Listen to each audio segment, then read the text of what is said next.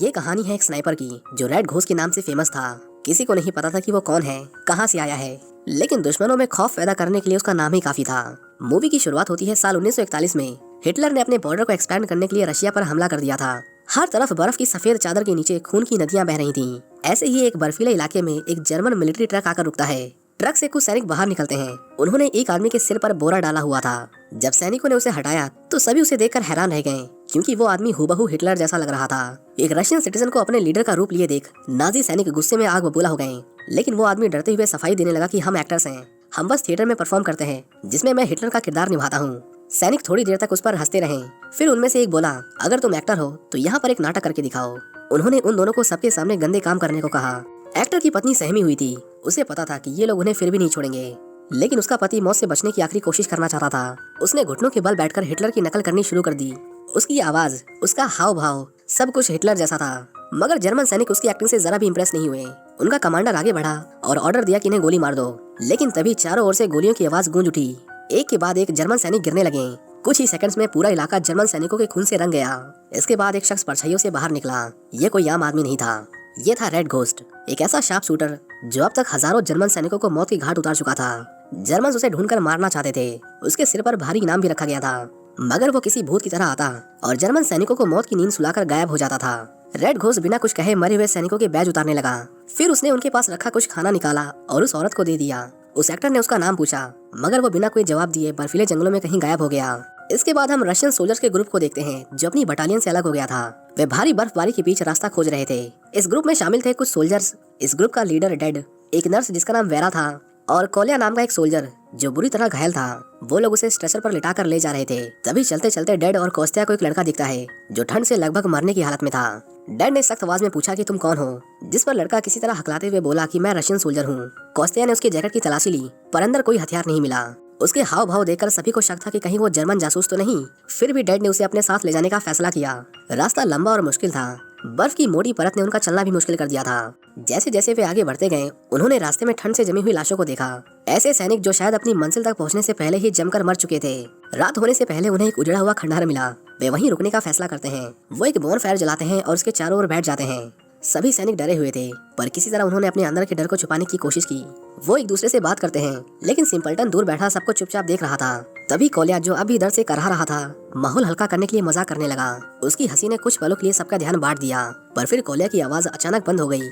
जब वेरा ने उसे उठाने की कोशिश की तो पता चला कि उसकी सांसें हमेशा के लिए थम चुकी थीं। वेरा की आंखों में आंसू भर आए। वो खुद को संभाल नहीं पाई और जोर जोर से रोने लगी। अगली सुबह सैनिक उस इलाके में पहुंचे जहां एक रात पहले रेड घोस्ट ने जर्मन सैनिकों को मौत की घाट उतारा था। चारों तरफ लाशें बिखरी थीं। खून अब भी बर्फ पर ताजा दिखाई दे रहा था। सैनिक लाशों को हटाने लगे और इसी बीच वे एक दूसरे से फुसफुसाते हुए बोले कि इस रेड घोस्ट ने सिर्फ 2 महीनों में हमारे 61 सैनिक मार डाले हैं। ये सुनकर कमांडर का चेहरा गुस्से से लाल हो गया। उसने अपनी तेज आवाज में कैप्टन ब्राउन को ऑर्डर दिया कि इस आदमी को हर हाल में ढूंढो और खत्म कर दो। दूसरी ओर उन रशियन सोल्जर्स का ग्रुप बर्फीले तूफान से जूझते हुए एक छोटे से घर तक पहुंचा। घर पूरी तरह वीरान लग रहा था, मानो हमले के बाद यहाँ कुछ बचा ही ना हो। मोरेचौक सबसे पहले अंदर गया। उसने चारों तरफ देखा और जब उसे कुछ सस्पिशियस नहीं लगा तो उसने अपने साथियों को अंदर बुला लिया। अंदर घुसते ही उसकी नजर टेबल पर रखी वोडका और खाने की चीजों पर पड़ी। ठंड से ठिठुरते मोरेचौक ने एक बोतल उठाई और उसे पीने की कोशिश की, लेकिन तभी कोस्तिया ने उसका हाथ पकड़ लिया। उसने अपनी सख्त आवाज में कहा कि क्या कर रहे हो, हमें ये नहीं पीना चाहिए। मोरेचौक गुस्से में बोला, तुम क्या सोचते हो कि मैं मर जाऊंगा? अचानक डेड ने बीच में दखल देते हुए कहा कि तुम सच में मर जाओगे। डेड ने समझाया कि ये जर्मन सैनिकों की चाल होती है। वे ऐसे ही खाली घरों में जहरीला खाना और शराब छोड़ जाते हैं ताकि भूखे रूसी सैनिक इसे खाकर मर जाएं। जर्मन की इस कायराना हरकत के बारे में जानकर सभी का खून खौल उठा। थोड़ी देर बाद डेड और पॉलित्रुक ने घर का कोना कोना खंगाला। वे पीछे बने पुराने खलिहान तक पहुंचे और जैसे ही अंदर झांका उनकी सांसें थम गईं। अंदर कई लोगों की लाशें पड़ी थीं। वे वही लोग थे जो कभी इस घर में रहते थे। दोनों ने पास पड़ी एक पुरानी चादर से लाशों को ढक दिया और वापस लौट आए। वहीं दूसरी ओर कैप्टन ब्राउन और उसकी टीम बर्फीले रास्तों से होते हुए आगे बढ़ रही थी। क्लाइन ब्राउन को समझा रहा था कि रेड घोस्ट ने अब तक कितने सैनिक मारे हैं और वो किस गांव में देखा गया है, लेकिन कैप्टन ब्राउन को जैसे कोई दिलचस्पी ही नहीं थी। उसने अचानक बात काटते हुए क्लाइन से पूछा, क्या तुम्हें जकूजी पसंद है? क्लाइन थोड़ा चौंका और कहा, नहीं सर, मैं जकूजी पसंद नहीं करता। जिस पर ब्राउन हंसते हुए बोला, खैर मुझे तो पसंद है, शायद रेड घोस्ट से भी ज्यादा। क्लाइन समझ गया कि ब्राउन लड़ाई से ज्यादा अपने शौक में डूबा रहता है। उसने बताया पास ही एक गांव है जहां एक पुराना लेकिन बेहतरीन बाथ हाउस मौजूद है। साथ ही उसने ये भी भरोसा दिलाया कि वहां कोई दुश्मन नहीं होगा। इस बीच रशियन सोल्जर्स ने पास के गांव में जाने का फैसला किया जहां से वे खाना और लकड़ी इकट्ठा कर सकते थे। वेरा की तबीयत ठीक नहीं थी, वो प्रेग्नेंट थी, इसलिए उसने घर पर ही रुकने का फैसला किया। डैड ने मोरेचौक को ऑर्डर दिया कि वो वहीं रुके और वेरा की सुरक्षा करे।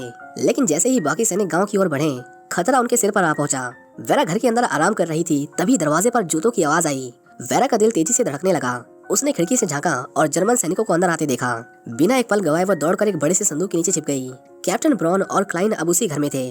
क्लाइन ने मेज पर रखा जहरीला खाना ब्रॉन को दिखाया और कहा, यही हमारा सबसे घातक हथियार है। इस खाने से कई रूसी सैनिक मारे जा चुके हैं। लेकिन ब्रॉन ने कोई जवाब नहीं दिया, क्योंकि उसकी नजरें कुछ और ही तलाश रही थीं। उधर मोरेचौक भागते भागते अपने साथियों के पास पहुंचा और लीडर को बताया कि जर्मन सैनिक घर में घुस गए हैं। ये सुनते ही पोलितरुक ने गुस्से में उसके चेहरे पर जोरदार घूंसा मारा, क्योंकि वो वेरा को वहीं अकेला छोड़कर भाग आया था। मोरेचौक ने सफाई दी कि मैं सिर्फ बाहर टॉयलेट करने गया था, तभी मैंने जर्मन्स को आते देखा और उनसे अकेले नहीं लड़ सकता था, इसलिए भागकर तुम सबको खबर देने आया। अब उनके पास ज्यादा समय नहीं था, उन्हें वेरा को बचाने के लिए कोई रास्ता निकालना होगा। सभी सैनिकों ने अपनी बंदूकें निकाली और जंगल से ही जर्मन्स की एक्टिविटी पर नजर रखने लगे। घर के बाहर नाजी सैनिकों ने एक बाथ हाउस तैयार किया ताकि कैप्टन ब्राउन वहां आराम कर सकें। इसी बीच सैनिकों को एक पिग दिखाई दिया जो खेत में घूम रहा था। वे मजे लेने के लिए उसके पीछे भागने लगे, लेकिन तभी कैप्टन ब्राउन ने अपनी बंदूक उठाई और सुअर के सिर में गोली मार दी। उसने कहा, ये हमारा खाना है और मुझे खाने के साथ मजाक पसंद नहीं। वेरा अपने छिपने की जगह से जर्मन सैनिकों को चुपचाप देख रही थी। उसकी सांसें धीमी हो चुकी थी, लेकिन दिल जोर जोर से धड़क रहा था। वो जानती थी कि अगर जरा सी भी आवाज हुई तो वो पकड़ी जाएगी। उधर दूसरी ओर सिंपल्टन डैड के पास आया और धीरे से पूछा कि ये कोस्तिया की आंख को क्या हुआ। डैड ने लंबी सांस भरी और कहा कि बहुत साल पहले कोस्तिया ने मेरे बगीचे से एक सेब चुराया था। गुस्से में मैंने आसमान में एक गोली चला दी। डर के मारे वो भागा, लेकिन फिसल गया और एक नुकीली टहनी उसकी आंख में घुस गई। ये बताते वक्त डैड की आवाज में पछतावा था और आज भी वो दर्द उसकी जहन में जिंदा है। इस बीच क्लाइन ने ब्रॉन को वार्निंग दी कि रेड घोस्ट इसी इलाके में घूम रहा है, आपको बाथ हाउस नहीं जाना चाहिए। लेकिन ब्रॉन ये सुनते ही गुस्से से बौखला गया। उसने क्लाइन को जलील करना शुरू कर दिया, मानो अपना गुस्सा निकाल रहा हो। इसी दौरान एक दूसरे सैनिक को अचानक संदूक के नीचे से हल्की सी हलचल महसूस हुई। उसने जब सूटकेस खोला तो उसके होश उड़ गए। वेरा उसी के अंदर छिपी हुई थी। गुंथर घबरा गया, लेकिन उसने फैसला किया कि वो इसके बारे में किसी को नहीं बताएगा और चुपचाप उसे बाहर निकाल लेगा। लेकिन ब्रॉन की तेज निगाहों ने गड़बड़ भांप ली थी। गुंथर उसे झूठ नहीं बोल पाया और हार कर उसने कह दिया कि यहाँ कोई छिपा हुआ है। ब्रॉन ने वेरा को पकड़कर सामने बैठा दिया और उसे पूछताछ शुरू कर दी। गुंथर ट्रांसलेटर का काम कर रहा था और उसने वेरा से कहा कि डरो मत, ये तुम्हें नुकसान नहीं पहुंचाएंगे। वेरा ने गहरी सांस लेते हुए कहा कि मैं 8 महीने की गर्भवती हूँ, ये घर मेरा ही है। लेकिन क्लाइन की तेज नजरें कमरे में लगी तस्वीरों पर पड़ी। उन तस्वीरों में कहीं भी वेरा नहीं थी। वेरा ने घबराकर सफाई दी कि मैं पड़ोसी गांव से आई हूँ, यहाँ छिपने के अलावा कोई रास्ता नहीं था। पर किस्मत ने उसका साथ नहीं दिया। क्लाइन ने कोने में वेरा का मिलिट्री यूनिफॉर्म और उसका आईडी कार्ड ढूंढ निकाला। अब वेरा की आंखों में डर साफ झलक रहा था। उसने हाथ जोड़कर गिड़गिड़ाया कि प्लीज मुझे मत मारो, लेकिन क्लाइन ने बेरहमी से उसे घूंसों और लातों से पीटना शुरू कर दिया। गुंथर ये सब देख नहीं पाया। वो बाहर भागा और घबराहट में उल्टी कर दी। कुछ देर बाद क्लाइन ने लहूलुहान और नंगे पैर वेरा को बाहर फेंक दिया। जंगल से ये सब देख रहे रशियन सोल्जर्स के चेहरे डर और गुस्से से भर गए। डैड ने कहा, हम उसे नहीं बचा सकते, हमें जाना होगा। लेकिन तभी सिंपल्टन अचानक आगे बढ़ा। मोरेचौक ने उसे जाते देखा और वो भी पीछे पीछे दौड़ पड़ा। दोनों ने खाई में छिपे 3 जर्मन गार्ड्स को मार गिराया। क्लाइन अब वेरा को फांसी पर लटकाने वाला था, लेकिन एक बूढ़े सैनिक ने उसका विरोध किया और कहा कि इतनी बेरहमी मत करो, वो प्रेग्नेंट है। क्लाइन ने सोचा और फिर कहा, ठीक है तो उसे गोली मार देंगे। वेरा की आंखों में आंसू थे, लेकिन डर नहीं। उसने क्लाइन की आंखों में झांकते हुए कहा कि तुम्हें ऊपर वाला कभी माफ नहीं करेगा। गुंथर ने जब ये ट्रांसलेट किया तो क्लाइन के हाथ कांप गए। उसने बंदूक गुंथर को पकड़ाते हुए कहा, तुम्हारे पास 2 मिनट हैं, इसे खत्म कर दो। गुंथर ने बंदूक उठाई, लेकिन तभी एक गोली सैनिक के सिर में जा लगी। वहाँ रेड घोस्ट आ चुका था। रेड घोस्ट ने बिना समय गंवाए उनके ऊपर कई ग्रेनेड फेंक दिए। धमाके के बीच वेरा ने मौका देखा और भागते हुए बाढ़ के पार निकल गई। तभी रशियन सैनिकों ने भी हमला शुरू कर दिया। गोलियां चलने लगी और चारों ओर चीख पुकार मच गई। रेड घोस्ट और रशियन सैनिकों ने मिलकर ज्यादातर जर्मन सैनिकों को मार गिराया। ब्रॉन जो बाथ हाउस में नहाने गया था, बिना कपड़ों के भागते हुए घर में जा छुपा। रेड घोस्ट ने बाथ हाउस में घुसते ही क्लाइन को पकड़ लिया, लेकिन क्लाइन ने उबलता हुआ गर्म पानी रेड घोस्ट पर डाल दिया। रेड घोस्ट चीख पड़ा और उसके चेहरे पर गहरे जलने के निशान बन गए। क्लाइन ने भागने की कोशिश की, लेकिन लड़खड़ाकर लकड़ी के लट्ठे से टकरा गया और बेहोश हो गया। रेड घोस्ट भी अब बेहोशी की हालत में था। रशियन सोल्जर्स ने रेड घोस्ट को अंदर लाकर मेज पर लिटा दिया। कुछ देर बाद चारों ओर शांति थी। जीत का एहसास उनके चेहरे पर साफ दिख रहा था। फिर उन्होंने जर्मन्स का छुड़ा हुआ खाना खाया और वहाँ से निकलने के बारे में सोचने लगे। लेकिन तभी वेरा को अचानक लेबर पेन होने लगा। डैड ने कहा, मुझे कुछ एक्सपीरियंस है, हम ये कर सकते हैं। सिंपल्टन भी मदद के लिए आगे आया। घंटों की तकलीफ के बाद एक नवजात बच्चे के रोने की आवाज गूंज उठी। उन्होंने देखा कि वेरा को लड़का हुआ था। उसके जन्म से कमरे में खुशी की लहर दौड़ गई, लेकिन खतरा अभी टला नहीं था। ब्रॉन सड़क पर दौड़ता हुआ जर्मन सैनिकों के एक दल के सामने आ खड़ा हुआ। इस बटालियन को वही जनरल लीड कर रहा था जिसने उसे रेड घोस्ट को पकड़ने का ऑर्डर दिया था। लेकिन अब वो ब्रॉन को इस हालत में देखकर शर्म से भर गया। उसकी आंखों में घोर निराशा थी। इसी दौरान रेड घोस्ट की आंखें खुली। उसने धीरे धीरे अपना राइफल उठाया, गोला बारूद तैयार किया और बिना एक शब्द कहे घर से निकल गया। रूसी सैनिकों ने उसकी चाल ढाल से समझ लिया कि दुश्मन पास ही है। उन्होंने तुरंत वॉर की तैयारी शुरू कर दी। उधर जमीन पर पड़ा क्लाइन भी होश में आया और लड़खड़ाते हुए भागने लगा।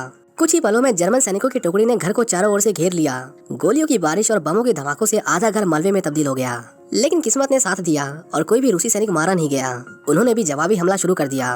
वेरा स्टोव के पीछे छिप गई, जबकि बाकी सैनिक अपने हथियारों से दुश्मनों पर गोलियां बरसाने लगे। इसी बीच डेड अचानक इमोशनल हो उठा।